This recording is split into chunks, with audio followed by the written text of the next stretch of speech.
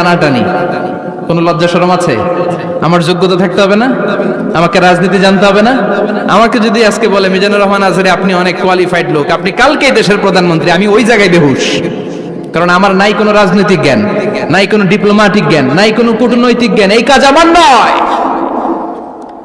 এজন্য লাজুকতার বড় দরকার। যেখানে যার বসা দরকার সে সেখানে যাবে। কিয়ামতের আগে যেই লোক যেই চেয়ারে বসার দরকার ওই লোক ওই চেয়ারে বসবে না। এটা হলো কিয়ামতের আলামত। জোরে কোন ঠিক কিনা? সভাপতি হওয়ার যোগ্যতা নাই, সভাপতি হয়, আছে না নাই? সেক্রেটারি হওয়ার যোগ্যতা নাই, সেক্রেটারি হয়, এরকম সমাজে আছে না নাই? নেতা হওয়ার যোগ্যতা নাই, নেতা হয়, আছে না নাই? সবগুলো কিয়ামতের আলামত। আমার বিশ্বনবী এমন লাজুক ছিলেন, বিশ্বনবীর মতো এমন লাজুক নবী আর কেউ ছিল নাকি? কথা বলেন।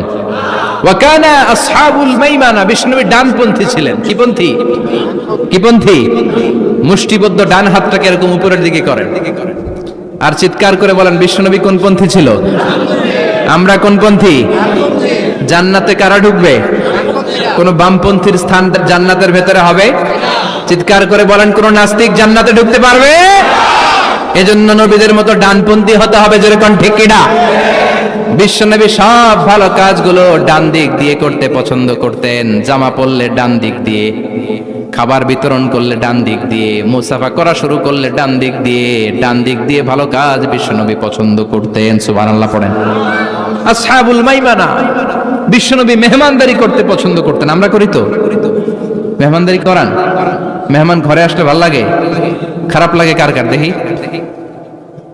সবার ভালো লাগে, কিন্তু আমরা অনেকে খুশি হই না। মেহমান আসলে নাখোশ হই, নিজে খাইতে পাই না। মেহমান আইছে কে? খাওয়ামু করতে, খাওন নাই, যেন ও খাওন বানাইছে। খাওন পাঠায় কে? রিজিক দেয় কে? গোটা বিশ্বের সবাই মিলে আমরা একটা চাল বানাতে পারবো নাকি? ও মিয়া চাইনিজ চাউল না, চাইনিজ ডিম না, ওগুলো সবাই পারে, ঠিক কিনা? আল্লাহর বানানো ন্যাচারাল চাল, গাছের মধ্যে হওয়া যেই চাল, ধান আল্লাহ তৈরি করেছে, এরকম ধান, এরকম একটা পেয়ারা, এরকম ছোট্ট একটা কমলার টুকরা গোটা বিশ্বের সবাই মিলে বানাতে পারে নাকি? এজন্য রিজিকের মালিক কে? মেহমান আপনার রিজিকে ভাগ বসাতে আসে না, সে তো তার রিজিক নিয়ে আসে। সে আরো এসে আপনার রিজিকে বরকত ঢুকিয়ে দিয়ে যায়। চিল্লা এখন ঠিক কিনা? কারণ আমরা বরকতে বিশ্বাসী। বরকত বিশ্বাস করেন? 5 লাখ টাকা মাসে কামায়, ডাইন হাতে বা হাতে, আছে না নাই? হালাল হারাম ইচ্ছা মতো কামায়, মাস শেষে কিচ্ছু থাকে না, এরকম ডাকাইত আছে না নাই? হসপিটালের একটা বিল পরিশোধ করতে 3 লাখ চলে যায়, ঋণের বোঝায় জর্জরিত, রাতে ঘুম নাই, তার মানে বরকত নাই। আরেকজনের বেতন 20,000, কয় হাজার? বাড়ি ভাড়া 6,000, বাজার খরচ 6,000, ছেলে মেয়ের স্কুলের বেতন 6,000, বেড়ায় দান করে আরো 1,000, আরো থাকে। সুবহানাল্লাহ পড়েন। দিস ইজ কল্ড বারাকা। 20,000-এর বেতনের ভিতরে বারাকা ছিল। 5 লক্ষ ইনকাম, 1 টাকাও নাই, ঠিক কিনা? এজন্য কোটি টাকার মালিক দেখলে মনে করবেন না অনেক সুখ। এই দুনিয়ার জীবনটা ধোঁকা, মোহাচ্ছন্ন হয়ে আছি আমরা। এটা ধোঁকা, এটা মরিচিকা, এটা চাকচিক্যময় একটা জায়গা। মৃত্যুর পর মনে হবে একটা দুঃস্বপ্ন ঘটেছিল আমার। বিশাল এক জগৎ পড়ে আছে সামনে। দুনিয়াটাই ধোঁকা, দুনিয়াটাই মোহের জায়গা। আমরা সবাই মোহাচ্ছন্ন হয়ে আছি। দুনিয়ার উদাহরণ হলো 3টা লাশ আর 4টা স্বর্ণের টুকরার সমান। 3 জন যুবক কাজের জন্য বেরিয়েছে, পথিমধ্যে 4টা স্বর্ণের টুকরা পেয়েছে। যুবক কয়টা? স্বর্ণ পাইছে কয়টা? মহা খুশি, খুশিতে বাকবাকুম, 4টা স্বর্ণের বড় বড় টুকরা পাইছে। আমরা আজীবন খেলে বসে খেয়ে যেতে পারবো, কিচ্ছু লাগবে না আমাদের। 3 বন্ধু বলে ভাগ করি, আরেকজন বলে ক্ষুধা লাগছে। একজন যা বাজার থেকে রুটি কিনে নিয়ে আয়, খাওয়ার পরে ভাগ করবো। একজন রুটি কিনতে গেল, শয়তান 2টারে বুঝায়, ওইটারে মারতে পারলে ভাগ বটোয়ারা সহজ হবে। তোরা 2 জন স্বর্ণ 4টা, তুই নিবি 2টা, ও নিবে 2টা। হিসাব সহজ না? 2 বন্ধু প্ল্যান করছে, ওইটারে মাইরা তুই 2টা, আমি 2টা। যেটা রুটি আনতে গেছে প্ল্যান করেছে, রুটির মধ্যে বিষ মিশায় নেই। কি মিশাবো? বিষ। তাহলে বিষ খাওয়া রুটি খেয়ে ওই দুইটা সে সব পাবে, আমি পাবো। ভাগাভাগির কিছু নাই, সব যাবে আমার কাছে। 4টা স্বর্ণের টুকরার মালিক আমি। রুটির মধ্যে বিষ মেখে নিয়ে এসেছে, ওই দুই বন্ধু প্ল্যান অনুযায়ী ওইটার ধরে মেরে ফেলছে। এবার মহা খুশি। এক বন্ধু কয়, এবার তো ভাগ বটর আর কিছু নাই, তুই দুইটা আমি দুইটা, আগে খাইয়া লইস। আগে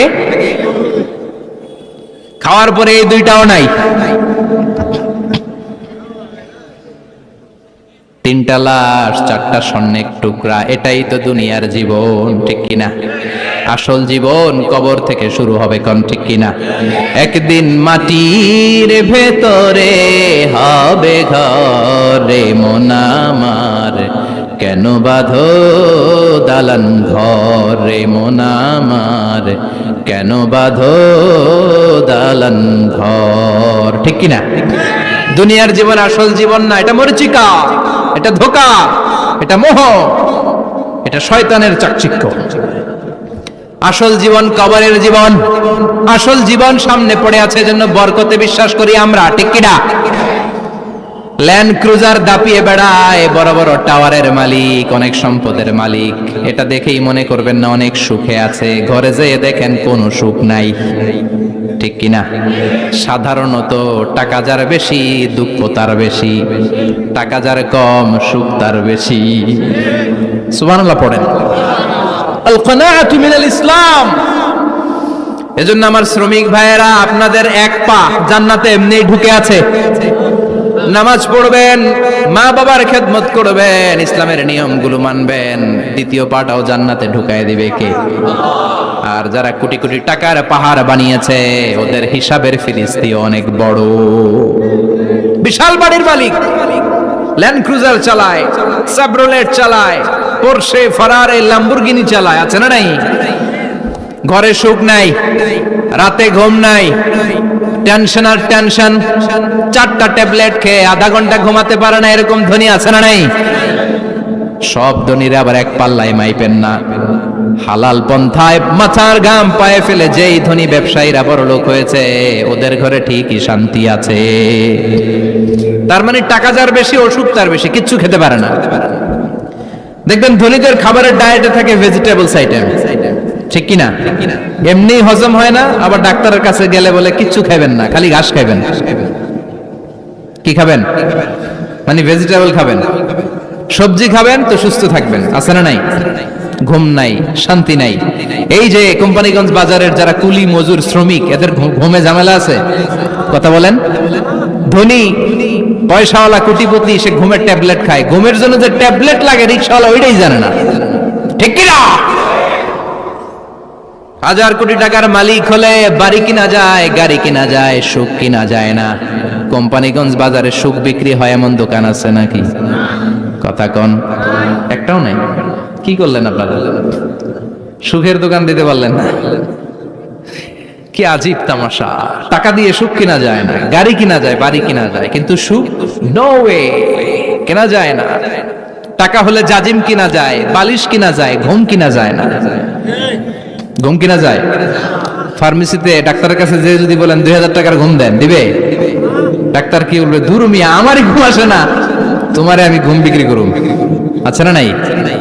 শ্রমিক ভাই, রিকশাওয়ালাদের ঘুমের ঝামেলা নাই। যেখানে রাই তো ওইখানে, যেখানে রাই তো ওইখানেই কাই। ওর মাথা লাগতে দেরি বিছানায়, নাক ডাকতে দেরি হয়, ওর নাকের ডাকের আওয়াজে ট্রাকের ইঞ্জিনও ফেল, ঠিক কিনা? এজন্য আমরা বরকতে বিশ্বাসী। অল্প খাবো, অল্প পড়বো, অল্প জমাবো, অল্পের ভেতর বরকত দিয়েছে কে?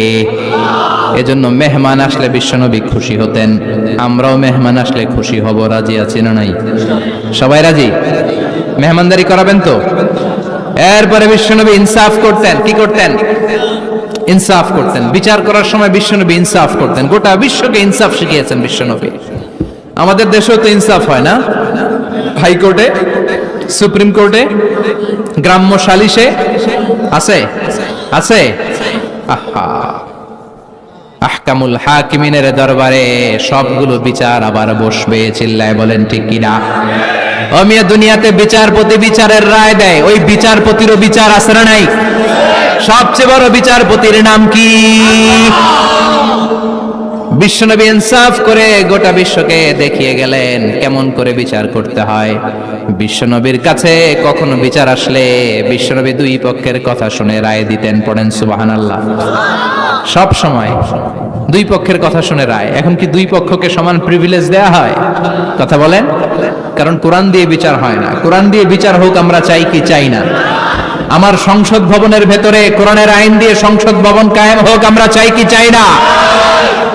সেনাবাহিনীর ভেতরে দরবার হলগুলোতে যখন আলোচনা বসে কোরআন মাঝখানে থাকবে, চিল্লায় বলেন ঠিক কিনা? দেশের সবগুলো ক্যান্টনমেন্টের ভেতরে কোরআন থাকার দরকার আছে না নাই? সবগুলো আদালতের ভেতরে কোরআন থাকার দরকার আছে না নাই? কোরআনের আইন অনুযায়ী আমার দেশের সব নিয়ম কারণ চলবে আমরা চাই কি চাই না? এই কোরআনের আইনের বিরুদ্ধে যদি কোনো আইন পাশ করা হয় আমরা ওই আইনের বিরুদ্ধে চিৎকার করে বলেন ঠিক কিনা? আমরা এই কোরআনের জন্য সব বাজি রাখতে রাজি আছি। আমরা জীবন বাজি রাখতে রাজি আছি। আমরা দেহের তাজা রক্ত বিলিয়ে দিতে রাজি আছি। যারা বলেন ঠিক কিনা? কোরআনের জন্য কে কে ময়দানে থাকতে রাজি আছেন হাত উঁচু করে আল্লাহর দেখা।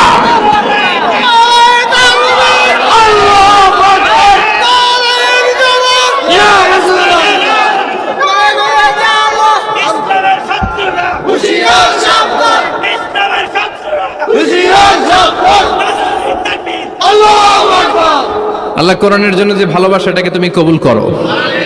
আমরা যেন দেখে যেতে পারি যে এই দেশে কালেমার পতাকা পতপত করে উড়েছে। আমরা যারা ইসলামের পক্ষে, এটাই আমাদের অপরাধ। আমরা ইসলামকে একটা বিজয়ী শক্তি হিসেবে দেখতে চাই। আমরা ইসলামকে পার্লামেন্টের ভেতরে দেখতে চাই। আমরা কালিমার পতাকা পতপত করে উঠছে এটা দেখে যেতে মরতে চাই। চিল্লায় বলেন ঠিক কিনা? বিশ্বনবী ইনসাফ শিখালেন। বিচার আসলে দুই পক্ষের কথা শুনতেন। বিশ্বনবীর স্ত্রী সাউদা এসে বলে, নবী আমি আপনার কুমারী বউ আয়েশার ঘরে তরকারি নিয়ে গিয়েছিলাম, ঝোল নিয়ে গিয়েছিলাম, কোন বর্ণনায় পায়েস নিয়ে গিয়েছিলাম। তরকারি দেওয়ার পরে আপনার স্ত্রী রেগে বলে, তরকারি দিলা কেন? আমি কি তরকারি রাঁধতে পারি না? আনলা কেন? রাগের চোটে তরকারির ঝোল নিয়ে পায়েস নিয়ে আমার গালের মধ্যে মাখিয়ে দিয়েছে আপনার বউ। আপনি তো শ্রেষ্ঠ বিচারক, নবী বিচার করে দেন। দুই বউয়ের মধ্যে ঝগড়া আছে না নাই? বিশ্বনবী সাউদার কথা শুনলেন, মা আয়েশাকে ডেকে পাঠালেন। মা আয়েশারে বললেন, ও আয়েশা আসলে এমনটা করেছো নাকি? মা আয়েশা বলে, নবী তখন আমার মেজাজটা বড্ড গরম ছিল, রাগের মাথায় ঝোল নিয়ে আমি সাউদার মুখে লাগিয়ে দিয়েছি। আসলে কাজটা কথা শুনে রায় দেয় নাই, ঠিক কি না? দুইজনের কথা শুনে বিশ্বনবী বললেন, আমার আদালতের রায় হচ্ছে কিসাস, টিট ফর ট্যাট। যেমন করেছো তেমন, ঘুষি মারলে ঘুষি, গুতা মারলে গুতা, ঠেলা মারলে ঠেলা, আছে না নাই? সাউদাকে যেমনি তুমি পায়েস মাখিয়ে দিয়েছ, সাউদাও পায়েসের বাটি থেকে কিছু পায়েস নিয়ে আয়েশার গালে মাখো। সুবহানাল্লাহ পড়েন। সাউদাও বিশ্বনবীর রায় অনুযায়ী বাটি থেকে পায়েসের ঝোল নিয়ে মা আয়েশার গালের মধ্যে মেখে দিলেন। মা আয়েশা কি আর করবেন, হেসে দিলেন। সাইয়েদাতুনা সাউদাও হাসলেন, বিশ্বনবীও হাসলেন। আরশের উপর থেকে খুশি হয়ে গেল কে? এজন্য কোরআন দিয়ে যদি, কোরআনের নিয়ম দিয়ে যদি, বিশ্বনবীর শেখানো পন্থায় যদি বিচার হয়, ওই বিচারের মধ্যে ইনসাফ থাকবে, জুলুম থাকবে না। ওই বিচারের মধ্যে কোনো স্কাইপি কেলেঙ্কারি হবে না। আমাদের টেলিফোনের ফোনালাপ ফাঁস হয়ে যায়, স্কাইপি ফাঁস হয়ে যায়, অনেক ঝামেলা হয়ে যায়, আছে না নাই? এরপরেও জনগণের চোখ খুলে না। আল্লাহ তুমি চোখ খোলার তৌফিক দাও, সহি সমঝ দান করো, পড়ে না আমিন। বিশ্বনবী ইনসাফ করতেন। বনু মাখজুমিয়া গোত্রের এক মহিলা চুরিতে ধরা পড়ল। কিসে ধরা পড়ল? কথা বলেন। চুরিতে। চুরি করলে নিয়ম কি?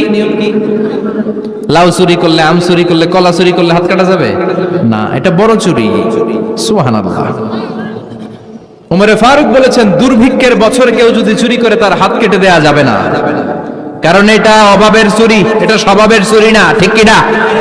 ঘরে খাবার নাই, পেটে দানা পানি নাই, লাউ চুরি করছে, মুরগি চুরি করছে, এই চোরের হাত কেটে দিও না, কারণ সে ক্ষুধার্ত। পেটে খাবার আছে, গায়ে জামা আছে, সমাজে সম্মান আছে, তারপরও পুরো দেশটা খেয়ে ফেলতে চায়, এরকম ডাকাত আছে না নাই? দেশের টাকা পাচার করে, ব্ল্যাক মানি করে, এরকম ডাকাত আছে না নাই? ঘুষ খেতে খেতে পেটটা এরকম হাতির মতো মোটা করেছে, এরকম ডাকাত আছে না নাই? দেশের সবকিছু লুণ্ঠন করে, এরকম আছে না নাই? এই ডাকাতদের হাত কাটার মধ্য দিয়ে হাত কাটার প্রোগ্রাম শুরু করতে হবে। এরকম একটা ডাকাতের হাত কেটে যদি দেশের গভর্নমেন্ট বাইতুল মোকাররমে জুমার নামাজের সামনে লাইভ সম্প্রচার করে, সারা বাংলাদেশের 18 কোটি মানুষ যদি দেখে, আর কেউ চুরি করবে? চুরি করার আগে 3 বার লাফ দিবে, যেরকম ঠিক কিনা? বনু মখজুমিয়া গোত্রের এক নারী চুরিতে ধরা পড়ল। ভেরি প্রেস্টিজিয়াস এন্ড ডিগনিফাইড ফ্যামিলির মেয়ে। এলাকায় সম্ভ্রান্ত কিছু ফ্যামিলি থাকে না, এরকম বড় ফ্যামিলির মেয়ে। সব সাহাবারা বলল, এখন যদি নবী হাত কেটে দেয় মদিনাতে তো মারামারি হবে। ওসামা বিন যায়েদকে বলল, ওসামা, তুমি বিশ্বনবীর সবচেয়ে প্রিয় পাত্র, হুব্বু রাসূলিল্লাহ, তুমি যাও বিশ্বনবীরে বলো হাত যেন কেটে না দেয়। ওসামা যে বলে, নবী গো, সব সাহাবারা বলেছে এই মেয়ের হাত কাটলে মদিনায় ঝামেলা হবে, হাত কেটে দিয়েন না। এই কথা শুনে বিশ্বনবীর চেহারাটারে লাল করে দিল কে? বিশ্বনবী বললেন, ওসামা, কোত্থেকে এত বড় স্পর্ধা পেলি রে তুই ওসামা? এই আইনটা তো আমি বানাই নাই, আরশের উপর থেকে এই আইনটা নাজিল করেছে কে? السارق والسارقة فاقطعوا أيديهما جزاء بما كسبا نكالا من الله والله عزيز حكيم. سبحان الله. If anyone steal something very precious from the society, from house, the government should cut down his right hand. দামি কিছু চুরি করলে গভর্নমেন্ট কাটবে, আমরা কাটতে পারবো? এটা সরকারের কাজ, সরকার ডান হাত কেটে দিবে। ওসামা, এটা আল্লাহর আইন। কেমন করে আল্লাহর আইনে তুমি সুপারিশ করতে আসো? কোন বনু মখজুমিয়া গোত্রের মেয়ে? ওই মেয়ে তো দূরের কথা, আমার কলিজার টুকরা ফাতেমাও যদি চুরি করে, আমি রামদানিয়ে ফাতেমার ডান হাতটা এক কোপ দিয়ে কেটে দিতে এক মুহূর্ত দেরি করব না রে ওসামা। জাস্টিস, ইনসাফ শিখে নাও। কেমন করে প্রতিষ্ঠা করেছে বিশ্বনবী, চিৎকার করে বলেন ঠিক কি না? এগুলো হচ্ছে বিশ্বনবীর অভ্যাস, আচরণ। বিশ্বনবী ধীরস্থির ভাবে কথা বলতেন, তাড়াহুড়ো করতেন না। সাহাবারা বলতেন, বিশ্বনবী যখন কথা বলতেন প্রতিটা শব্দ আলাদা করা যেত, প্রতিটা অক্ষর আলাদা করা যেত। আল্লাহু আকবার। আবার জরুরি কোনো কথা যখন বিশ্বনবী বলতেন, ওইটাকে 3 বার বিশ্বনবী রিপিট করতেন। কয়বার? কারণ জরুরি। কারণ কি? যেন না ভুলে যায়, ভুল যেন না হয়, 3 বার বলতেন। বিশ্বনবী একবার তাকওয়া নিয়ে ওয়াজ করতেছিলেন আর বলছিলেন, তাকওয়া হা হুনা হা হুনা হা হুনা। তাকওয়া এইখানে এইখানে এইখানে। কয়বার বললেন? কারণ তাকওয়ার ওয়াজ কি কম গুরুত্বপূর্ণ নাকি বেশি গুরুত্বপূর্ণ? তাকওয়া মানে কার ভয়? যাদের হৃদয়ে আছে আল্লাহর ভয়, তারা কভু পথ ভুলে যায় না।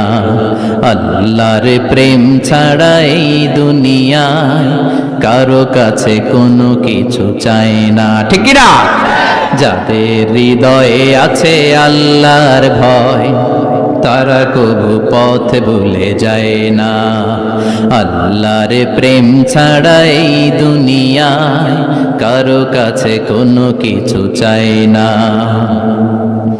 রাতের আধারে যারা সেজদাতে রয়, দু চোখের শ্রুতে নদী যেন বয়। রাতের আধারে যারা সেজদাতে রয়, দু চোখের শ্রুতে নদী যেন বয়। ছলনার হাতছানি যতই ডাকুক, ছলনার হাতছানি যতই ডাকুক, পেছনে ফিরেও সে তাকায় না। যাদের হৃদয়ে আছে আল্লাহর ভয়, তারা কবু পথ ভুলে যায় না। আল্লাহর প্রেম ছাড়া এই দুনিয়া কারো কাছে কোনো কিছু চায় না। চিৎকার করে বলেন ঠিক কি না? তাকওয়ার ওয়াজ করলেন, তাকওয়া মানে আল্লাহর ভয়। বিষ্ণুই বললেন, তাকওয়া হা হুনা, তাকওয়া হা হুনা, তাকওয়া হা হুনা। তাকওয়া এই জায়গায়, তাকওয়া এই জায়গায়, তাকওয়া এই জায়গায়। যেহেতু এটা গুরুত্বপূর্ণ, বিশ্বনবী 3 বার ইঙ্গিত করে বলেছেন। সুবহানাল্লাহ। বিশ্বনবী বলেন না তাকওয়া হা হুনা, তাকওয়া এইটা। বলেন না তাকওয়া হা হুনা, তাকওয়া এইটা। বলেন না তাকওয়া হা হুনা, তাকওয়া এইটা। জুব্বায় তাকওয়া, দাড়িতে তাকওয়া, টুপিতে তাকওয়া বলে নাই। তাকওয়ার আসল জায়গা হলো হৃদয়। এজন্য যাদের হৃদয়ে আল্লাহর ভয় আছে তারা কোনোদিন পথ হারাতে পারে, তাদেরকে সিরাতুল মুস্তাকিমের উপর দায়েম রাখে কে? কি সুন্দর অভ্যাস ছিল বিশ্বনবীর, মানার দরকার আছে না নাই? বিশ্বনবীর আরেকটা অভ্যাস ছিল, বাসি খাবার খেতেন না, জানেন? বাসি খেতেন না, অল্প খেতেন, কিন্তু যেটা খেতেন ভালোটা খেতেন। অল্প খেতেন কিন্তু যেটা খেতেন ভালো খেতেন। মধু খেতে পছন্দ করতেন, কিন্তু মধুর মধ্যে দুর্গন্ধওয়ালা একটা মধু আছে না, মাগাফির, বুখারীতে লম্বা ঘটনা, ওইদিকে যাব না। এই মাগাফিরের মধু উনি খেতে চাইতেন না। ভালো সুগন্ধিওয়ালা মধু তিনি বিশ্বনবী খেতে পছন্দ করতেন। বিশ্বনবীর খাবারের তালিকায় সবচেয়ে পছন্দনীয় তালিকায় ছিল এই মধু। মধু খেতেন, দুধ খেতেন, খেজুর খেতেন, জব খেতেন, বার্লি খেতেন, ছাগলের বাজুর মাংস খেতে পছন্দ করতেন, সিনার মাংস। সুবহানাল্লাহ কইবেন না? What a choice! কি চয়েস ছিল বিশ্বনবীর! বাজুর মাংস খেতেন। বিশ্বনবী লাউ খেতে পছন্দ করতেন, লাউ। রুম্মান ফল খেতে পছন্দ করতেন, রুম্মান মানে ডালিম। রুম্মান মানে কি? ডালিম খেতে পছন্দ করতেন। মাশরুম খেতে পছন্দ করতেন। সুবহানাল্লাহ পড়েন। মাশরুমের স্যুপ পাওয়া যায় না রেস্টুরেন্টে? বিশ্বনবী বলতেন আল কামআতু মিনাল মান্নি ওয়া মাউহা শিফাউন লিল আইন। এই কামআ মানে মাশরুম, ব্যাঙের ছাতা, এটা হলো মান্না সালোয়ার মতো দামি খাবার। আর এই মাশরুমের স্যুপ চোখের জন্য মহৌষধ। যাদের রাত কানা দিন কানা আছে, মাশরুমের স্যুপ খান, চোখ ভালো করে দিবে কে? এজন্য বিশ্বনবী যেগুলো খেত এগুলো খাওয়ার দরকার আছে না নাই? বিশ্বনবীর যে সুন্দর চরিত্র ছিল, আচরণ ছিল, এগুলো পালনের দরকার আছে না নাই? তাহলে বিশ্বনবীর 3টা কথা বলবো বলেছিলাম। প্রথম কথা ছিল দেখতে কেমন ছিল। অনেক কথা এত বলা যাবে না, সংক্ষেপে বললাম যে বিশ্বনবীর আচরণ কেমন ছিল। এখন শুনবো, শেষ কথা বলে যাই, বিশ্বনবীর ইন্টেলেকচুয়াল পাওয়ার কেমন ছিল, ওনার বুদ্ধিমত্তা কেমন ছিল। Our beloved prophet Muhammad, the last messenger, was a very good mediator. বিশ্বনবী ভালো মিডিয়েটর ছিলেন। বিশ্বনবী ভালো মধ্যস্থতাকারী ছিলেন। ঝগড়া লাগলে মিলাই দিতে পারতেন চমৎকার। সুবহানাল্লাহ বাড়িতে দেয়া জিমায় পড়ছেন? কষ্ট হচ্ছে? আর কয়েক মিনিট পড়বো, একটা তাকবীর দেন, লিল্লাহি তাকবীর। He was a very good mediator. মধ্যস্থতাকারী ব্যক্তিত্ব ছিলেন। স্বামী স্ত্রীর মধ্যে ঝগড়া লাগলে মিলাইয়া দিতেন, বন্ধু বন্ধু ঝগড়া মিলাইয়া দিতেন, সমাজে সমাজে মারামারি মিলাইয়া দিতেন। মক্কা থেকে মদিনায় যখন গেলেন, মদিনায় 120 বছরের একটা যুদ্ধ চলছিল, কেউ যুদ্ধটা থামাতে পারে না। বিশ্বনবী 7 দিনের ব্যবধানে যুদ্ধ থামিয়ে দিলে। Intellectual capacity, very good mediator. এজন্য বিশ্বনবীর উম্মত যারা, তাদের অভ্যাস হবে ঝগড়া লাগায় দেওয়া যাবে না, মিলায় দিতে হবে, ঠিক কিনা? আমরা যদি ঝগড়া দেখি দূর থেকে আরো লাগায় দিতে চাই, আছে না নাই? কোম্পানিগঞ্জ বাজারে ঝগড়া, কয় লাগুক, আরো লাগুক, ধরবি না, থামাবি না। দূর থেকে মজা দেখি, মজাই লাগে, এরকম ডাকাইতে আছে না নাই? আগুন লাগলে পানি দিয়ে নেবায়, অনেকে তেল ঢালে, আছে না নাই? কি করবেন? মিলিয়ে দিবেন। আপনার মর্যাদা বাড়িয়ে দিবে কে? বিশ্বনবী ভেরি গুড মিডিয়েটর ছিলেন। বিশ্বনবী লজিক্যাল এবং রেশনাল ছিলেন, বুদ্ধিমত্তাকে কাজে লাগাতেন। এক সাহাবী এসে বলে, নবী ইযান লি বিজিনা, আমার জিনার অনুমতি দেন। কিসের অনুমতি? কার কাছে অনুমতি চাইলো? অন্যান্য সাহাবারা এই যুবক ছেলেটাকে ধমকাতে লাগলো, বসো, এই মিয়া বসো, বিশ্বনবীর কাছে কি কথা বলে এগুলা? ওই যুবক বসে রইল। বিশ্বনবী কাজ সারলেন, এরপর বললেন, আইনা শাবাব, ওই যুবকটা কোথায়, এদিকে আসো, কি চাইছো বলো। কয়, বিশ্বনবী আপনি আমারে জিনা করার অনুমতি দেন। বিশ্বনবী যুবকটারে কাছে ডেকে আনলেন, বললেন, ও যুবক, তোমার ঘরে বোন আছে কিনা? কয়, আছে। তোমার বোনের সাথে কোনো পুরুষ জিনা করুক, তোমার কেমন লাগবে? সে বলে, আমি এই পুরুষটারে হত্যা করব।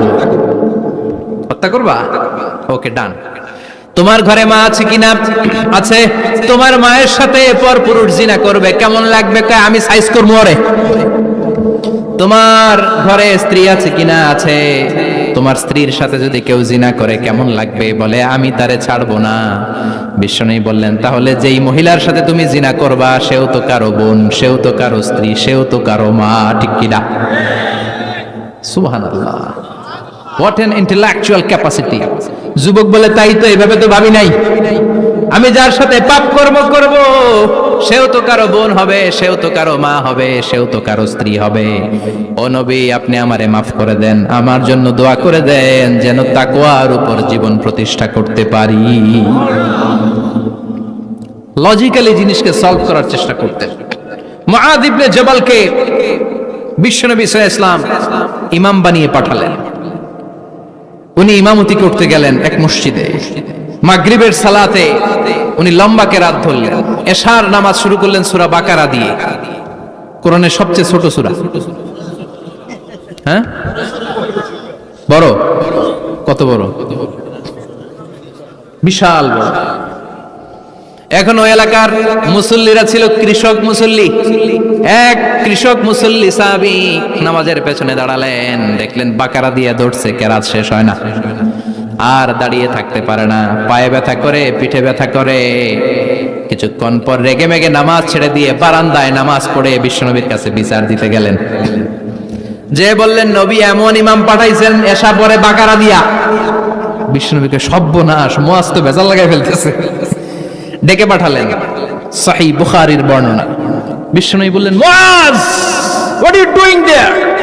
কি করছো তুমি সেখানে? আফাতানুন আনতা ইয়া মুআয? ও মুআয, তুমি কি ফিতনা বাজাও নাকি? তুমি কি ফিতনা ছড়াচ্ছ নাকি?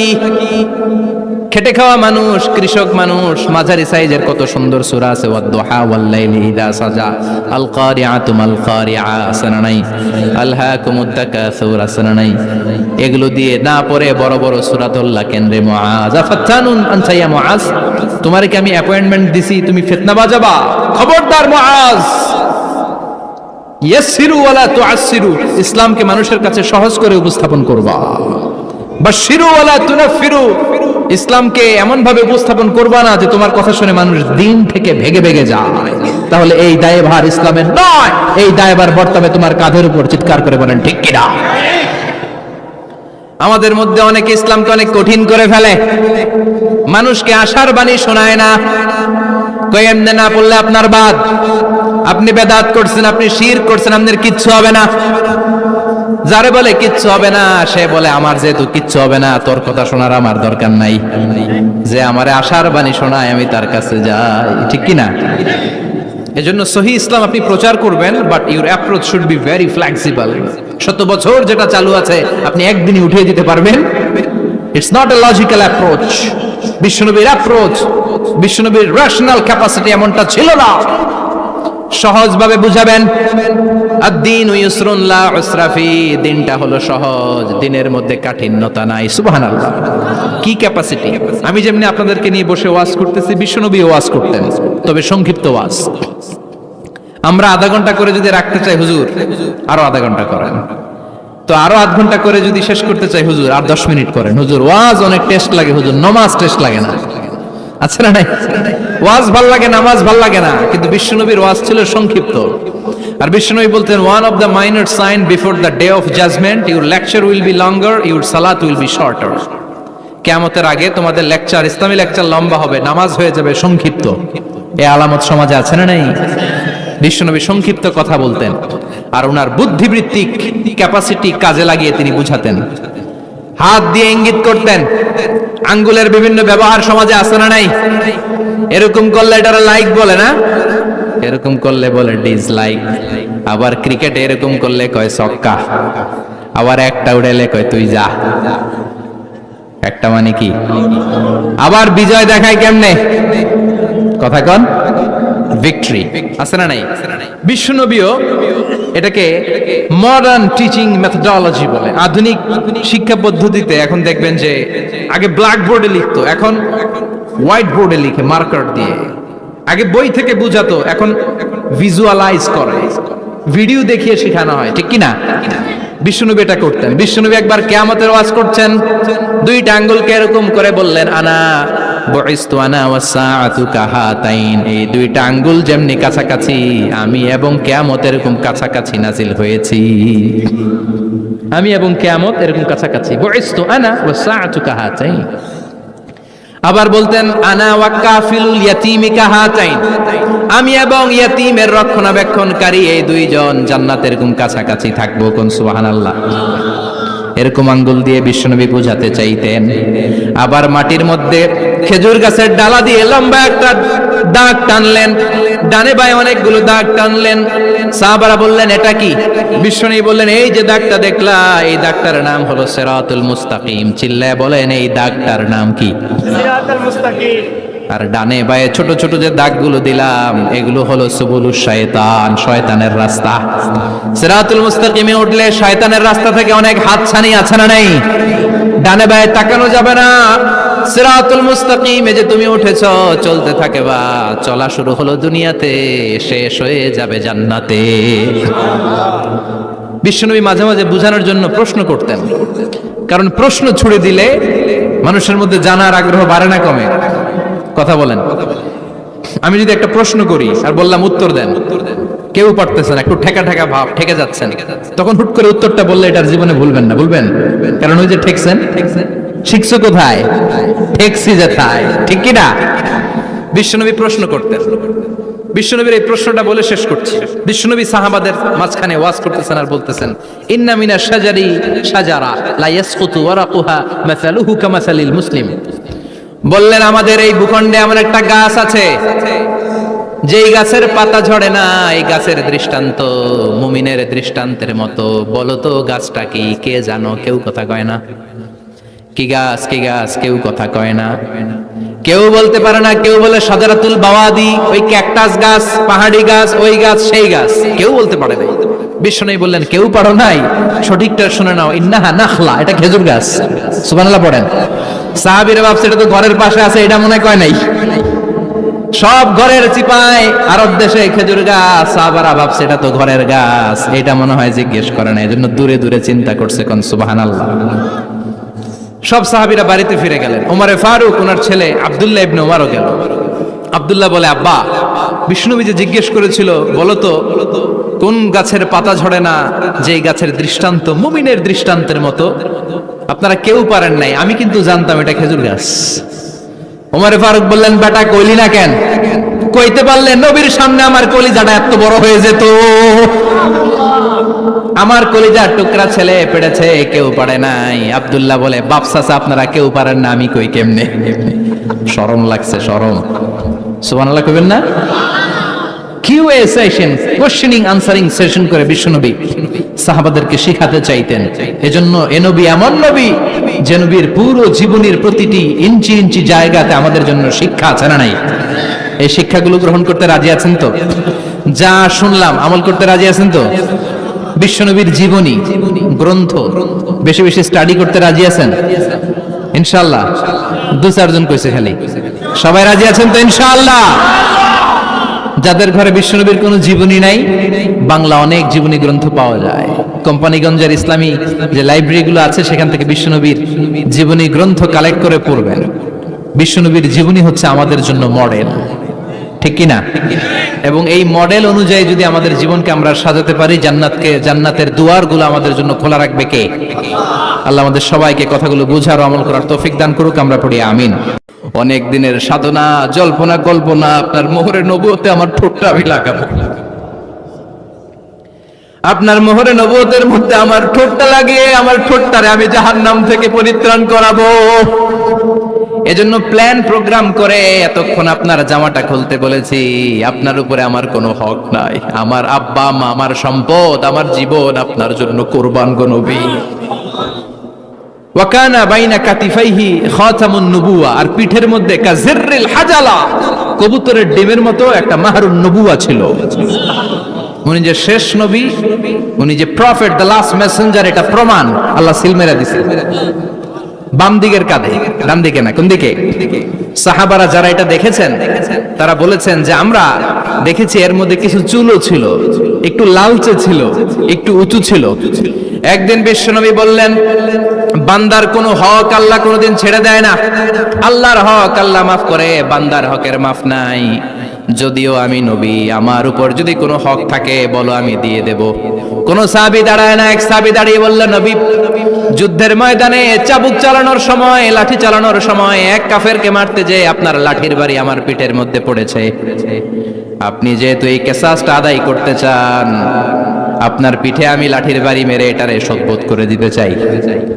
সাইয়েদনা ওমরে ফারুক হাতের জামা এরকম পড়তে শুরু করছে, আয় এদিকে আয়, তোরে শোধবোধ করাই। বিশ্বনবী বললেন, ওমর রাখো, এটা বান্দার হক, মিটাতে দাও। বিশ্বনবী বললেন, আসো তুমি এসে আমার পিঠে লাঠি দিয়ে চাবুক দিয়ে বাড়ি মারো। সাহাবী বলে, ও নবী, তখন দুর্ভিক্ষের সময়ের যুদ্ধ ছিল, আমাদের গায়ে জামা ছিল না। যখন আপনি আমার চাবুকটা পিঠের মধ্যে মেরেছেন, আমার পিঠে তখন জামা ছিল না। আপনি যদি যথা নিয়মে কিসাসটা আদায় করতে চান, আপনার জামাটা খুলেন, খালি পিঠের মধ্যে বাড়িটা মারিস। এবার আর ওমরে ফারুককে ধরে কে? এদিকে আয়, তোরে দেখাইতেছে। বিশ্বনবী বললেন, ওমর থামো, মারতে দাও। বিশ্বনবী উনার জুব্বাটা উপরের দিকে উঠালেন, পিঠের মধ্যে বাড়ি দেওয়ার জন্য ওই সাহাবীকে ডাকলেন। ওই সাহাবী বিশ্বনবীকে পিছন দিক থেকে জড়িয়ে ধরে ওই মোহরে নবুয়তের মধ্যে চুমু দিয়ে ফেলেছে। সাহাবী বললেন, নবী গো, এই নাটক করার জন্য আপনি আমারে মাফ করে দিয়েন। আপনি বিশ্বনবী, উদম গায়ে আপনারে দেখা যায় না, খালি গায়ে আপনারে দেখা যায় না। শুনেছি আপনার পিঠের মধ্যে মোহরে নবুয়ত আছে, অনেক দিনের সাধনা, জল্পনা কল্পনা, আপনার মোহরে নবুয়তে আমার ঠোঁটটা আমি লাগাবো। আপনার মোহরে নবুয়তের মধ্যে আমার ঠোঁটটা লাগিয়ে আমার ঠোঁটটারে আমি জাহান্নাম থেকে পরিত্রাণ করাবো।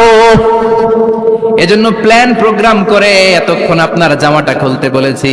আপনার উপরে আমার কোনো হক নাই। আমার আব্বা মা, আমার সম্পদ, আমার জীবন আপনার জন্য কোরবান গো নবী।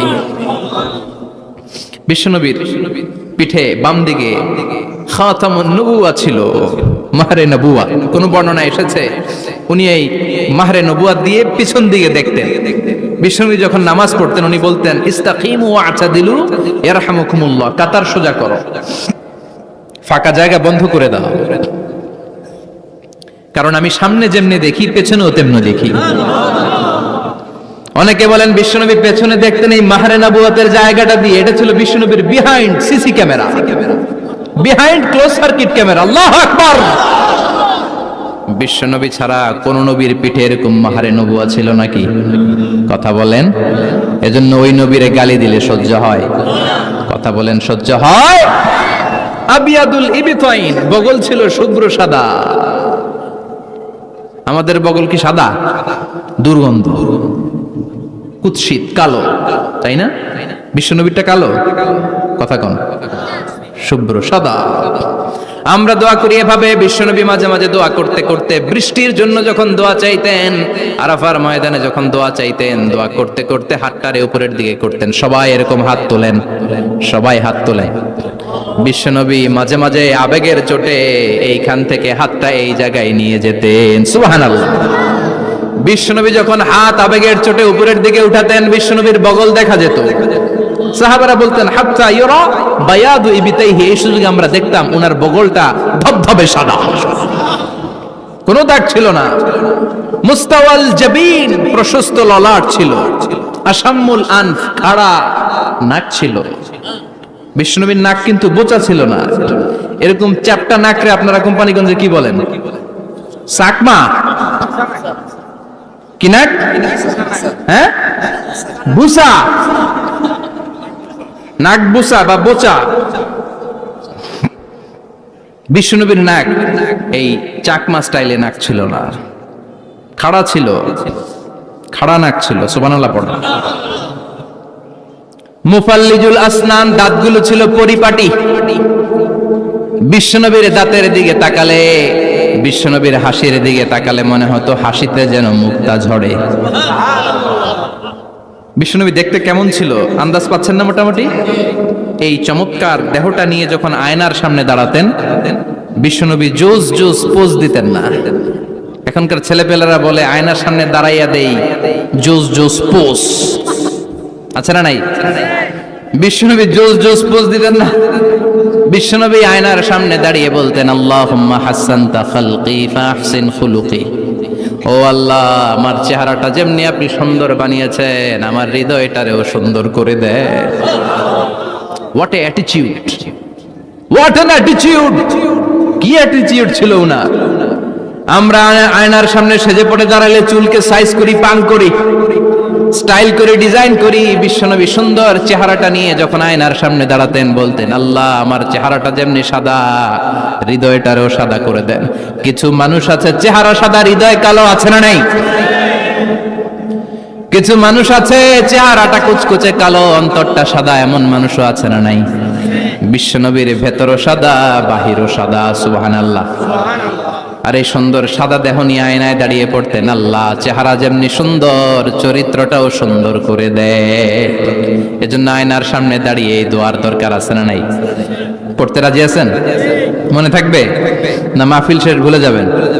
মনে থাকবে? আয়নার সামনে আপনি যখন দাঁড়াবেন, আপনার স্ত্রী যখন দাঁড়াবে, আপনার বাচ্চারা যখন দাঁড়াবে, বলে দিবেন, বাবা, আয়নার সামনে দাঁড়ানোর দোয়া পড়ো। কত অসাধারণ দোয়া! পড়েন আওয়াজ করে আমার সাথে, আল্লাহুম্মা হাসানতা খালকি ফাহসিন খুলুকি। আল্লাহুম্মা হাসানতা খালকি ফাহসিন খুলুকি। এর মানে, আল্লাহ, আমার চেহারাটা করেছো সুন্দর, আমার আচরণ, আমার চরিত্রটাও সুন্দর করে দাও। চিৎকার করে পড়েন আমিন। তাহলে বিশ্বনবীর ব্যাপারে তিনটা কথা আমরা শুনবো বলেছিলাম, প্রথমটা শুনে ফেলেছি। মানে উনি দেখতে কেমন ছিল,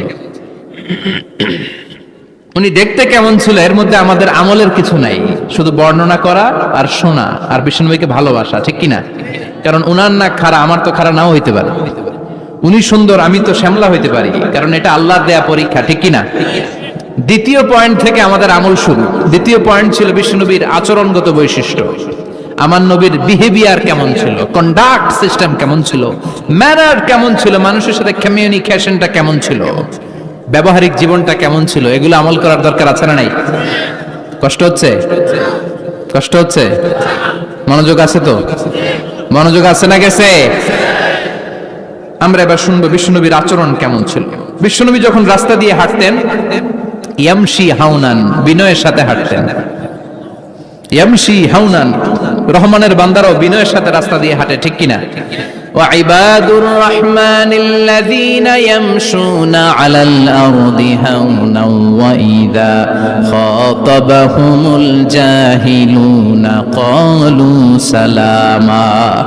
রহমানের বান্দারা যখন রাস্তা দিয়ে হাঁটে, বিনয়ের সাথে হাঁটে, তারা অহংকার প্রদর্শন করে না, মানুষের সাথে বিনয়ের সাথে রাস্তা দিয়ে হাঁটে। এজন্য রাস্তা দিয়ে যখন হাঁটবো, বিনয়ের সাথে হাঁটবো। রাজি আছেন তো? নাকি অহংকার প্রদর্শন করে হাঁটবেন? বিশেষ করে যুবকেরা, 3-4 জন যুবক একসাথে হলে রাস্তায় ওদের আর কারো হুঁশ জ্ঞান থাকে না, পুরো দুনিয়াটাই মনে হয় দুনিয়াটাই আমার, আছে না নাই? না, মুরব্বীকেও সম্মান করবা, মহিলাদেরকে সম্মান করবা, তোমার জায়গায় তুমি হাঁটবা, ভদ্রভাবে হাঁটবা। ভদ্রভাবে হাঁটার দরকার আছে না নাই? উনি মুরব্বী, একদিন উনিও তোমার মতো যুবক ছিল, ঠিক কিনা? এই যে আমার কালো দাড়ি, আজীবন কালো থাকবে? কথা বলেন। উনার সাদা দাড়ি, ছোটবেলায় মনে সাদা দাড়ি নিয়ে আসছিল না?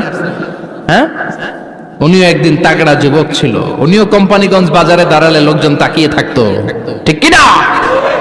তার মানে রং ধরা যৌবন জং ধরে শেষ। যৌবন সব সময় থাকে না, সার্টেন একটা পিরিয়ডের জন্য আল্লাহ দিয়েছে। এজন্য যুবক ভাইরা, তোমাদের রক্ত গরম, তোমাদেরকে বিনয়ী হতে হবে বেশি, ঠিক কিনা? রাজি আছো তো সবাই? বিশ্বনবী বিনয়ের সাথে হাঁটতেন। ওয়াকানা ইয়াতাবাসসাম, সবসময় মুচকি হাসতেন। কি করতেন? মুচকি হাসেন তো আপনারা? হাসেন না? মুচকি হাসবেন, কারণ মুচকি হাসতে পয়সা লাগে না। লাগে? মুচকি হাসি দেন তো একটা।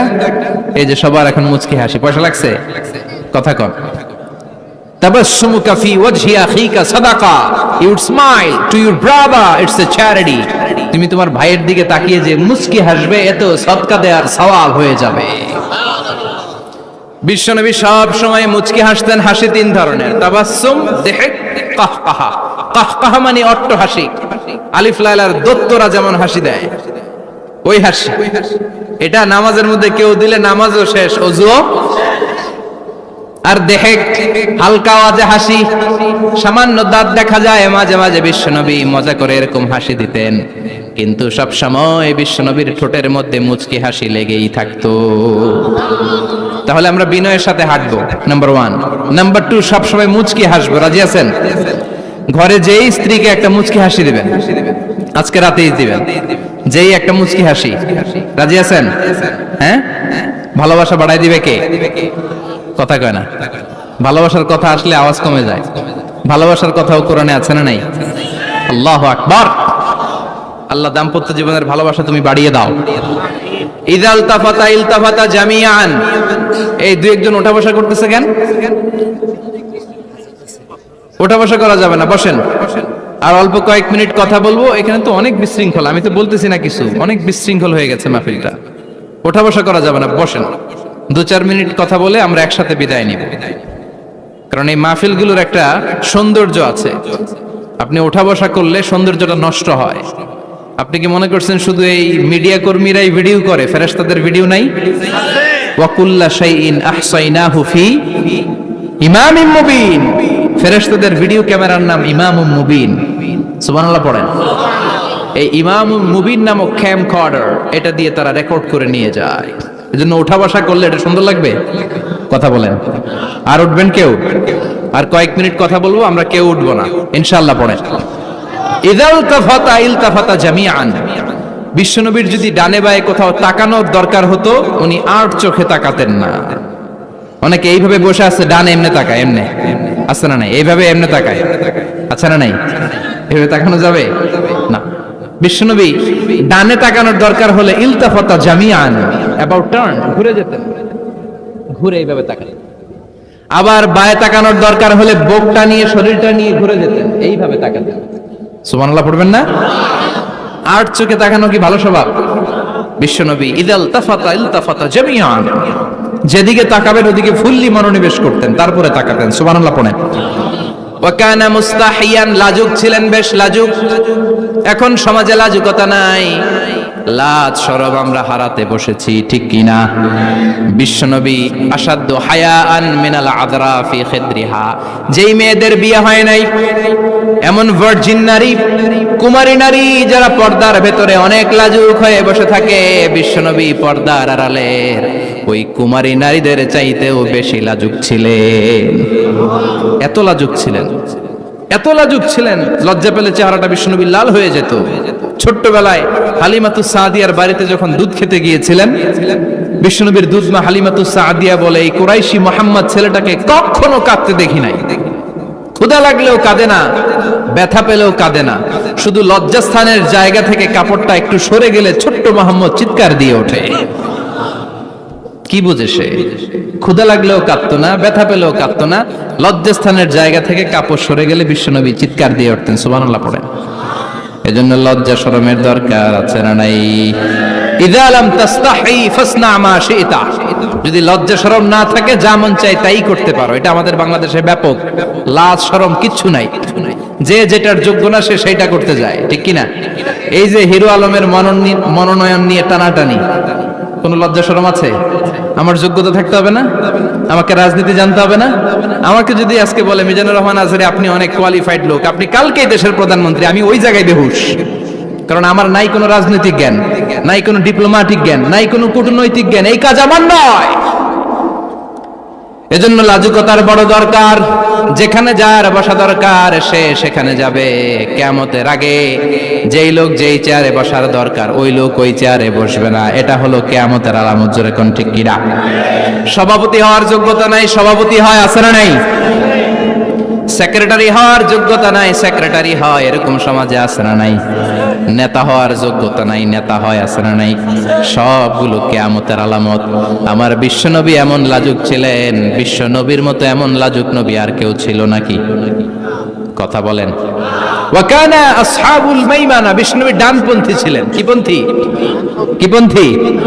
মুষ্টিবদ্ধ ডান হাতটাকে এরকম উপরের দিকে করেন আর চিৎকার করে বলেন, বিশ্বনবী কোন পন্থী ছিল? আমরা কোন পন্থী? জান্নাতে কারা ঢুকবে? কোন বামপন্থীর স্থান জান্নাতের ভেতরে হবে? চিৎকার করে বলেন, কোন নাস্তিক জান্নাতে ঢুকতে পারবে? এজন্য নবীদের মতো ডানপন্থী হতে হবে, যেরকম ঠিক কিনা? বিশ্বনবী সব ভালো কাজগুলো ডান দিক দিয়ে করতে পছন্দ করতেন। জামা পরলে ডান দিক দিয়ে, খাবার বিতরণ করলে ডান দিক দিয়ে, মুসাফা করা শুরু করলে ডান দিক দিয়ে ভালো কাজ বিশ্বনবী পছন্দ করতেন। সুবহানাল্লাহ পড়েন। আসহাবুল মাইমানা, বিশ্বনবী মেহমানদারি করতে পছন্দ করতেন। আমরা করি তো? মেহমানদারি করান? মেহমান ঘরে আসলে ভালো লাগে?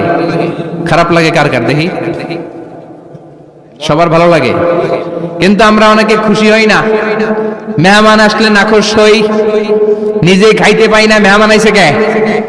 খাওয়ামু করতে, খাওন নাই, যেন ও খাওন বানাইছে। খাওন পাঠায় কে? রিজিক দেয় কে? গোটা বিশ্বের সবাই মিলে আমরা একটা চাল বানাতে পারবো নাকি? ও মিয়া চাইনিজ চাউল না, চাইনিজ ডিম না, ওগুলো সবাই পারে, ঠিক কিনা? আল্লাহর বানানো ন্যাচারাল চাল, গাছের মধ্যে হওয়া যেই চাল, ধান আল্লাহ তৈরি করেছে, এরকম ধান, এরকম একটা পেয়ারা, এরকম ছোট্ট একটা কমলার টুকরা গোটা বিশ্বের সবাই মিলে বানাতে পারে নাকি? এজন্য রিজিকের মালিক কে? মেহমান আপনার রিজিকে ভাগ বসাতে আসে না, সে তো তার রিজিক নিয়ে আসে, সে আরো এসে আপনার রিজিকে বরকত ঢুকিয়ে দিয়ে যায়। চিল্লা এখন ঠিক কিনা? কারণ আমরা বরকতে বিশ্বাসী। বরকত বিশ্বাস করেন? 5 লাখ টাকা মাসে কামায়, ডাইন হাতে বা হাতে, আছে না নাই? হালাল হারাম ইচ্ছা মতো কামায়, মাস শেষে কিচ্ছু থাকে না, এরকম ডাকাইত আছে না নাই? হসপিটালের একটা বিল পরিশোধ করতে 3 লাখ চলে যায়, ঋণের বোঝায় জর্জরিত, রাতে ঘুম নাই, তার মানে বরকত নাই। আরেকজনের বেতন 20,000, কয় হাজার? বাড়ি ভাড়া 6,000, বাজার খরচ 6,000, ছেলে মেয়ের স্কুলের বেতন 6,000, বেড়ায় দান করে আরো 1,000, আরো থাকে। সুবহানাল্লাহ পড়েন। দিস ইজ কল্ড বারাকা। 20,000-এর বেতনের ভিতরে বারাকা ছিল। 5 লক্ষ ইনকাম, 1 টাকাও নাই, ঠিক কি না? এজন্য কোটি টাকার মালিক দেখলে মনে করবেন না অনেক সুখ।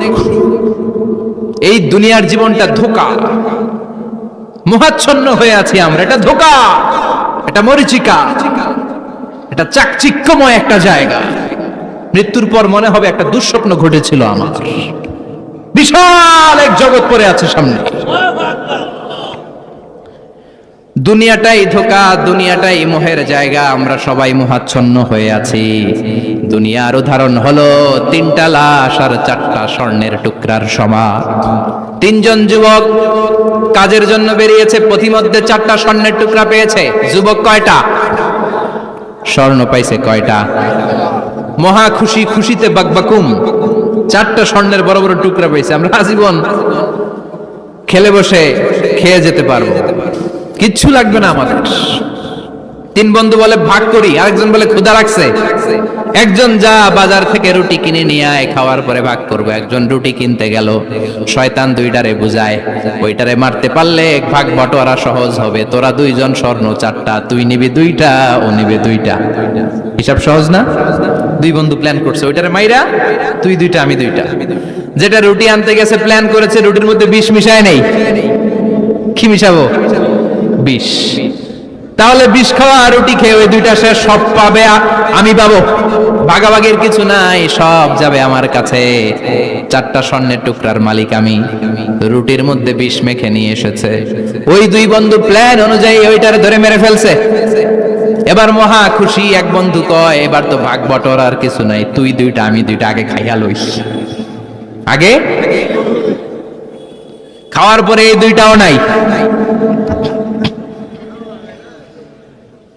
3টা লাশ, 4টা স্বর্ণের টুকরা, এটাই তো দুনিয়ার জীবন, ঠিক কিনা? আসল জীবন কবর থেকে শুরু হবে, কোন ঠিক কিনা?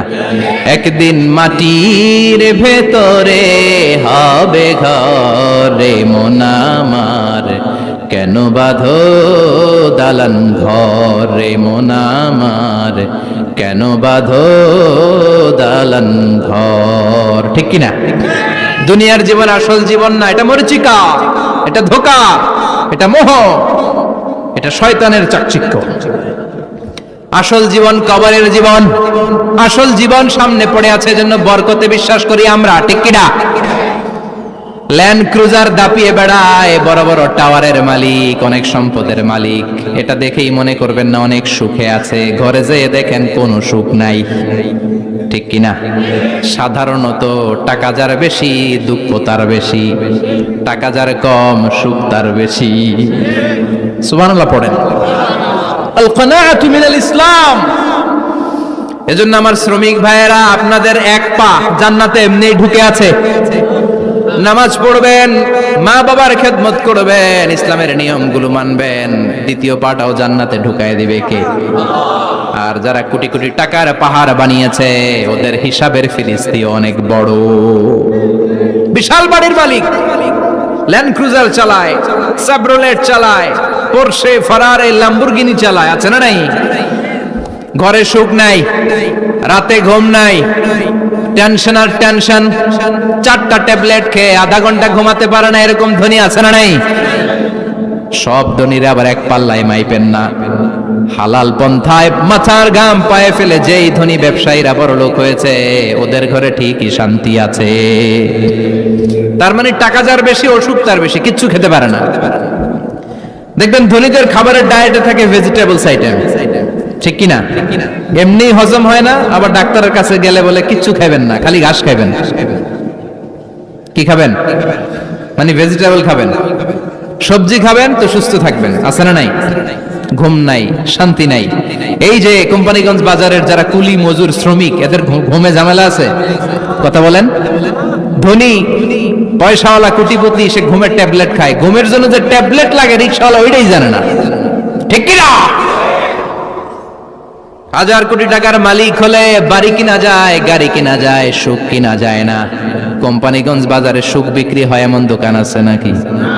কথা কন, একটাও নাই। কি করলেন আপনারা? সুখের দোকান দিতে পারলেন না? কি আজীব তামাশা! টাকা দিয়ে সুখ কিনা যায় না, গাড়ি কিনা যায়, বাড়ি কিনা যায়, কিন্তু সুখ নো ওয়ে, কেনা যায় না। টাকা হলে জাজিম কিনা যায়, বালিশ কিনা যায়, ঘুম কিনা যায় না। ঘুম কিনা যায়? ফার্মেসিতে ডাক্তারের কাছে যে যদি বলেন 2000 টাকার ঘুম দেন, দিবে? ডাক্তার কি বলবে? দূর মিয়া, আমারই ঘুম আসে না, তোমারে আমি ঘুম বিক্রি করুম। আচ্ছা না নাই? শ্রমিক ভাই, রিকশাওয়ালাদের ঘুমের ঝামেলা নাই, যেখানে রাই তো ওইখানেই,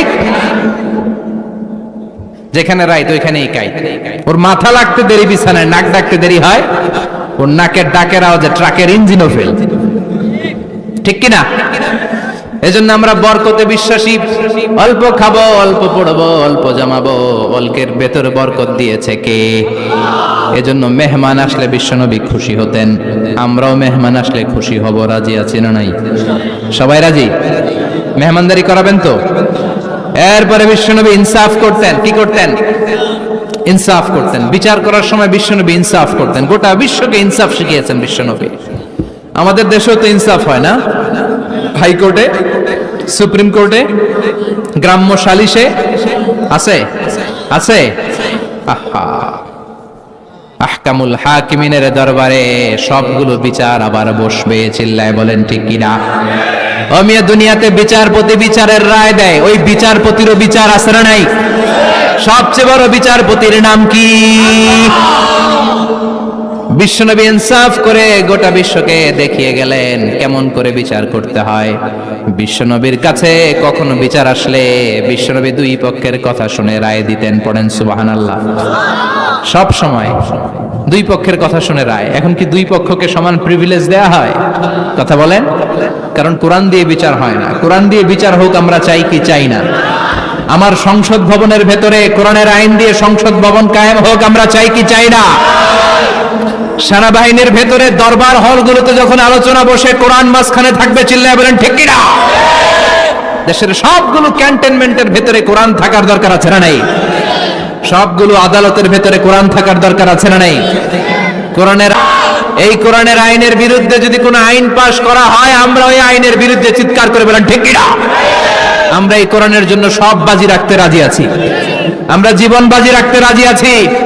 আমরা দেহের তাজা রক্ত বিলিয়ে দিতে রাজি আছি। জোরে বলেন ঠিক কিনা? কোরআনের জন্য কে কে ময়দানে থাকতে রাজি আছেন? হাত উঁচু করে আল্লাহর দেখা।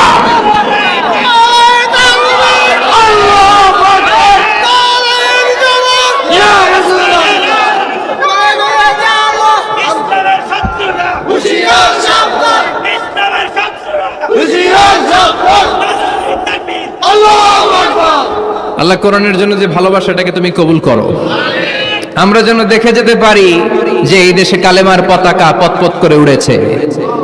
আমরা যারা ইসলামের পক্ষে, এটাই আমাদের অপরাধ। আমরা ইসলামকে একটা বিজয়ী শক্তি হিসেবে দেখতে চাই। আমরা ইসলামকে পার্লামেন্টের ভেতরে দেখতে চাই।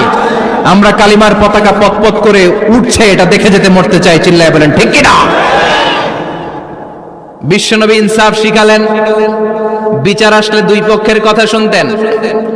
বিশ্বনবীর স্ত্রী সাউদা এসে বলে, নবী, আমি আপনার কুমারী বউ আয়েশার ঘরে তরকারি নিয়ে গিয়েছিলাম, ঝোল নিয়ে গিয়েছিলাম, কোন বর্ণনায় পায়েস নিয়ে গিয়েছিলাম। তরকারি দেওয়ার পরে আপনার স্ত্রী রেগে বলে, তরকারি দিলা কেন? আমি কি তরকারি রাঁধতে পারি না? আনলা কেন? রাগের চোটে তরকারির ঝোল নিয়ে পায়েস নিয়ে আমার গালের মধ্যে মাখিয়ে দিয়েছে আপনার বউ। আপনি তো শ্রেষ্ঠ বিচারক, ও নবী বিচার করে দেন। দুই বউয়ের মধ্যে ঝগড়া আছে না নাই? বিশ্বনবী সাউদার কথা শুনলেন, মা আয়েশাকে ডেকে পাঠালেন। মা আয়েশারে বললেন, ও আয়েশা, আসলে এমনটা করেছো নাকি? মা আয়েশা বলে, নবী, তখন আমার মেজাজটা বড্ড গরম ছিল, রাগের মাথায় ঝোল নিয়ে আমি সাউদার মুখে লাগিয়ে দিয়েছি। আসলে কাজটা কথা শুনে রায় দেয় নাই, ঠিক কি না? দুইজনের কথা শুনে বিশ্বনবী বললেন, আমার আদালতের রায় হচ্ছে কিসাস, টিট ফর ট্যাট। যেমন করেছো তেমন, ঘুষি মারলে ঘুষি, গুতা মারলে গুতা, ঠেলা মারলে ঠেলা। আচ্ছা না নাই? সাউদাকে যেমনি তুমি পায়েস মাখিয়ে দিয়েছ, সাউদাও পায়েসের বাটি থেকে কিছু পায়েস নিয়ে আয়েশার গালে মাখো। সুবহানাল্লাহ পড়েন। সাউদাও বিশ্বনবীর রায় অনুযায়ী বাটি থেকে পায়েসের ঝোল নিয়ে মা আয়েশার গালের মধ্যে মেখে দিলেন। মা আয়েশা কি আর করবেন, হেসে দিলেন। সাইয়েদাতুনা সাউদাও হাসলেন, বিশ্বনবীও হাসলেন। আরশের উপর থেকে খুশি হয়ে গেল কে? এজন্য কোরআন দিয়ে যদি, কোরআনের নিয়ম দিয়ে যদি, বিশ্বনবীর শেখানো পন্থায় যদি বিচার হয়, ওই বিচারের মধ্যে ইনসাফ থাকবে, জুলুম থাকবে না। ওই বিচারের মধ্যে কোনো স্কাইপি কেলেঙ্কারি হবে না। আমাদের টেলিফোনের ফোনালাপ ফাঁস হয়ে যায়, স্কাইপি ফাঁস হয়ে যায়, অনেক ঝামেলা হয়ে যায়, আছে না নাই? এরপরেও জনগণের চোখ খুলে না। আল্লাহ তুমি চোখ খোলার তৌফিক দাও, সহি সমজ দান করো, পড়ে না আমিন। বিশ্বনবী ইনসাফ করতেন। বনু মাখজুমিয়া গোত্রের এক মহিলা চুরিতে ধরা পড়ল। কিসে ধরা পড়ল? কথা বলেন। চুরিতে। চুরি করলে নিয়ম কি? লাউ চুরি করলে, আম চুরি করলে, কলা চুরি করলে হাত কাটা যাবে না, এটা বড় চুরি। সুবহানাল্লাহ। ওমরে ফারুক বলেছেন, দুর্ভিক্ষের বছর কেউ যদি চুরি করে তার হাত কেটে দেয়া যাবে না, কারণ এটা অভাবের চুরি, এটা স্বভাবের চুরি না, ঠিক কি না? ঘরে খাবার নাই, পেটে দানা পানি নাই, লাউ চুরি করছে, মুরগি চুরি করছে, এই চোরের হাত কেটে দিও না, কারণ সে ক্ষুধার্ত। পেটে খাবার আছে, গায়ে জামা আছে, সমাজে সম্মান আছে, তারপরেও পুরো দেশটা খেয়ে ফেলতে চায়, এরকম ডাকাত আছে না নাই? দেশের টাকা পাচার করে, ব্ল্যাক মানি করে, এরকম ডাকাত আছে না নাই? ঘুষ খেতে খেতে পেটটা এরকম হাতির মতো মোটা করেছে, এরকম ডাকাত আছে না নাই? দেশের সবকিছু লুণ্ঠন করে, এরকম আছে না নাই? এই ডাকাতদের হাত কাটার মধ্য দিয়ে হাত কাটার প্রোগ্রাম শুরু করতে হবে। এরকম একটা ডাকাতের হাত কেটে যদি দেশের গভর্নমেন্ট বাইতুল মোকাররমে জুমার নামাজের সামনে লাইভ সম্প্রচার করে, সারা বাংলাদেশের 18 কোটি মানুষ যদি দেখে, আর কেউ চুরি করবে? চুরি করার আগে 3 বার লাভ দিবে, যেরকম, ঠিক কিনা? বনু মাখজুমিয়া গোত্রের এক নারী চুরিতে ধরা পড়ল। ভেরি প্রেস্টিজিয়াস এন্ড ডিগনিফাইড ফ্যামিলির মেয়ে। এলাকায় সম্ভ্রান্ত কিছু ফ্যামিলি থাকে না, এরকম বড় ফ্যামিলির মেয়ে। সব সাহাবারা বলল, এখন যদি নবী হাত কেটে দেয় মদিনাতে তো মারামারি হবে। ওসামা বিন যায়েদকে বলল, ওসামা, তুমি বিশ্বনবীর সবচেয়ে প্রিয় পাত্র, হুব্বু রাসূলিল্লাহ, তুমি যাও বিশ্বনবীরে বলো হাত যেন কেটে না দেয়। ওসামা যে বলে, নবী গো, সব সাহাবারা বলেছে এই মেয়ের হাত কাটলে মদিনায় ঝামেলা হবে, হাত কেটে দিয়েন না। এই কথা শুনে বিশ্বনবীর চেহারাটারে লাল করে দিল কে? বিষ্ণু বললেন, ওসামা কোত্থেকে এত বড় স্পর্ধা পেলি রে তুই ওসামা? এই আইনটা তো আমি বানাই নাই, আরশের উপর থেকে এই আইনটা নাজিল করেছে কে? السارق والسارقة فاقطعوا أيديهما جزاء بما كسبا نكالا من الله والله عزيز حكيم. سبحان الله. If anyone steal something very precious